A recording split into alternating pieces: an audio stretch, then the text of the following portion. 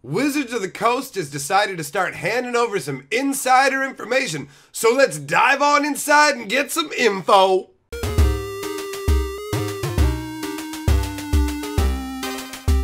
Greetings, owners of fine luxury cardboard rectangles. Today we are here to talk about Wizards' official statement on the card coating quality issue.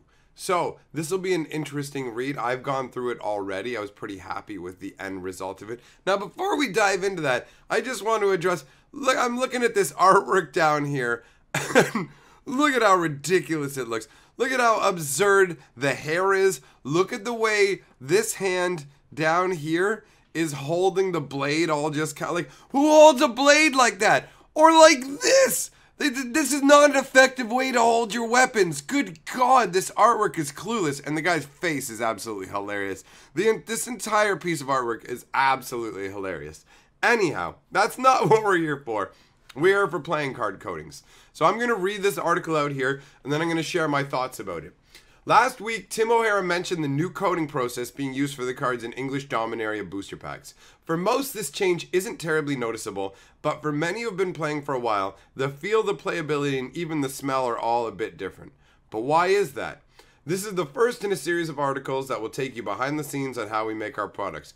I love this. I love that this is a series now. I know I said I was going to read the article and share my thoughts, but I'm going to do it as I go instead. In the future, you might see articles like this, photos, videos, or even charts that will illustrate what we're up to and the whys and hows of making a trading card game as big as Magic. It's great, actually. When I read through this the first time, there were certain things on this list I was not expecting to see. So, print coatings are a small part of the process, but most outside the industry don't understand much about them. So let's shed some light on this particular finishing touch. All right. Print coatings are very thin, clear, protective finishes applied over the top of printed materials. They're often applied in-line on a printing press, but also can be applied offline via different processes. Basically, I think that means they can be applied when you're actually printing out the cards, or later on they can just take them when they're not on the printing press and apply a coating afterwards. Various types of coatings available include aqueous, which is a quick-drying water-based coating, UV, cured by ultraviolet light, and varnish, sometimes used as a generic term applied to a variety of non-water-based finishes. Coatings serve primary purposes. The first of these is to protect the printed surface from moisture, scuffing, and wear, and to prevent the ink from being lifted off by things like finger oils. Without the coating, the art, text, and border on a card would be far more susceptible to smudging, fading, and generally looking worse for wear. Sleeves might be how players protect their cards, but coating is the first line of defense. Second, finishes are often decorative. They can be matte or glossy, soft to the touch, or raised and textured. The right coating mixed with the right printing technique can create some wonderful effects that are both visually exciting and feel good to the touch. When you like the feel of a card in your hand, you are likely reacting to the coating rather than the paper below. A third area that we often consider when selecting coating is performance. Products we produce like books, game boards, and playing cards all have specific needs. For instance, we produce most cards with a matte finish to minimize glare and utilize special playing card finishes to give the cards a certain slip/grip feel when handled or shuffled. We want cards to slide easily over one another when you're tapping lands, but we don't want them to be so slick that you end up playing 40 card pickup every time you start shuffling your draft deck. Developing these coatings can be challenging. The materials used need to be safe and environmentally friendly and run well on high volume production equipment. Depending on the application, a coating may need to be laminated, glued, and folded. TCG coating also has to be properly cut as well as accept secondary treatments such as foil stamps. Oh, in case you don't know what TCG is, it's a trading card game. All right. There's also a rigorous testing process for coatings. Among the things we test in our coatings lab are chemical composition. While we don't recommend eating cards, the formulations are assessed and tested to meet global product and children's toy safety regulations. We certify our materials don't contain restricted or hazardous chemicals. I was not aware of this. I had wondered that. I had seen people put cards in their mouth before, and I've done it on a number of occasions in the past myself. I've chewed up some cards, not to eat, obviously, but just messing around. And I had wondered just what I was putting into me, but I didn't worry over much because you got to live life.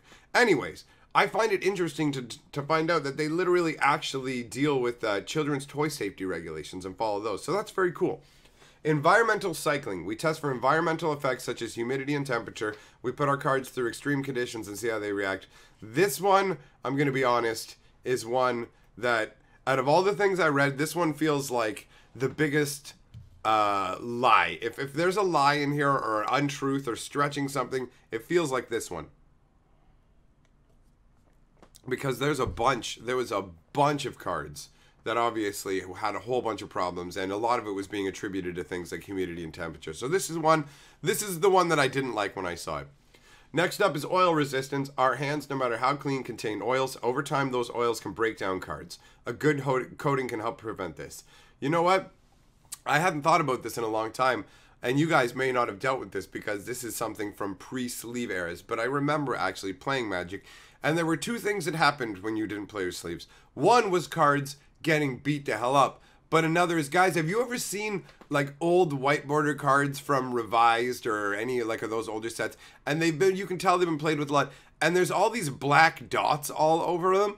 That's like buildup of hand oils that cause that. That's literally because people keep touching the cards. You end up with little like basically like oily blobs on the cards, and they're all black and weird. So the oil resistance is important. It's something you don't see as much now because everybody is far more concerned about keeping their cards in great shape and putting them in sleeves. So it's something I hadn't considered.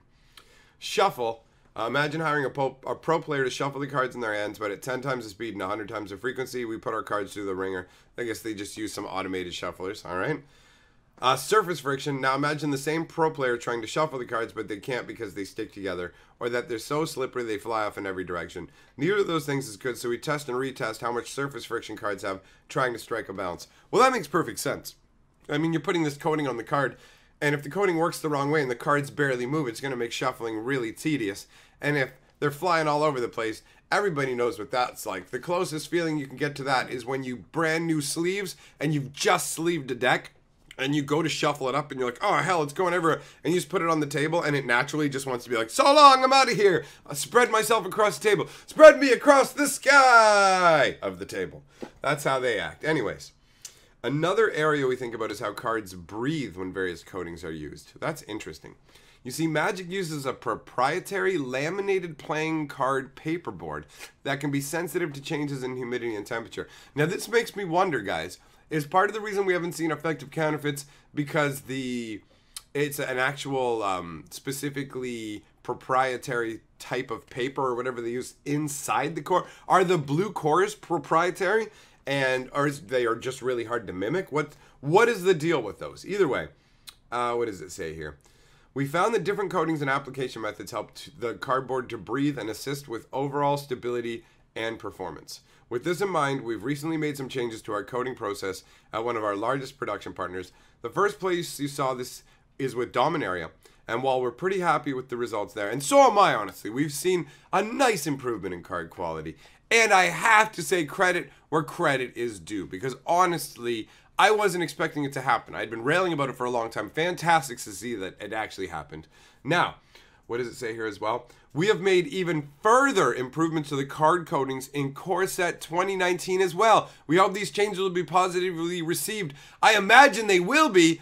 I'm pretty excited about this. That's pretty amazing, in all honesty. I mean, that like, I was not expecting them to be, okay, we made an improvement. Now we're making another one this quickly. Well done. For people who weren't responsive before, this is a great step forward, guys. I remember saying before, even if you don't fix the card quality right away, at least admit it's a problem so we know you're working on it so we can feel more comfortable that way. Well, now they've already made improvements, and they're making more improvements coming with 2019. Guys, I gotta say, Dominaria and this improvement in card quality and improvement in communication with Wizards, which is normally a very closed-mouthed company, is fantastic. This is such an excellent step in the right direction. And you can tell, guys, go back and look at my older videos where people are like, you just hate Wizards, you should close down your channel. And it's like, no, man, I'm pretty fair.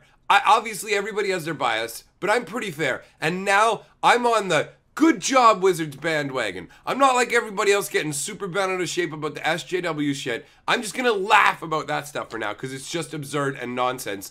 And it doesn't really affect much. Card quality is what kills the game. And I'm saying right now, Perpstradamus is going to prognosticate and say that we are right now at the cusp of the dawn of a new age of Magic. We are leaving what is the dark ages of card quality. And make no mistake, standard can be unhealthy, all these other problems can happen, and the game can continue. But bad card quality is what will truly kill the game. So we were in the dark ages, and now we're striding out into the light, man. It's appropriate the Dominaria has those bright white packaging, because we're striding out into a new motherfucking dawn. Hell yeah, I'm jacked up. Good job, Wizards. But the process of delivering a best-in-class product is never done. We're always finding ways to make small incremental adjustments in our printing and coding to further improve and standardize the cards produced at all our supply partners. Hell yeah. Well, that's a bit about coatings. That's a fair bit. Next month, I'll be back to talk about another key part of how we make our cards, the paper. Yes! Awesome! The majority of Magic cards have been printed on the same paperboard since 1993, so there's a little history there to talk about. Yes, man. Who wrote this? Who wrote this? Oh, Tom Wannerstrand. Well, Tom, I want to hear more from you, bro. You're the anti-G Sports, man. You're not squinting, you're smiling, you're having a good time, and you're bringing good news, bro. Welcome aboard, Tom. I mean, you've been around Magic since the beginning, but welcome on board to the Articles and the Good Time Party. Happy to have you here. Well, my friends, let me know what you think in the comments. I don't care if you naysay, if you want to say, oh, I'll believe it when I see it. Say it, I don't care. I'm happy as hell. Share your thoughts. Let's talk. See you later, friends. Have a good night, and together we are the sixth color of magic. Good night.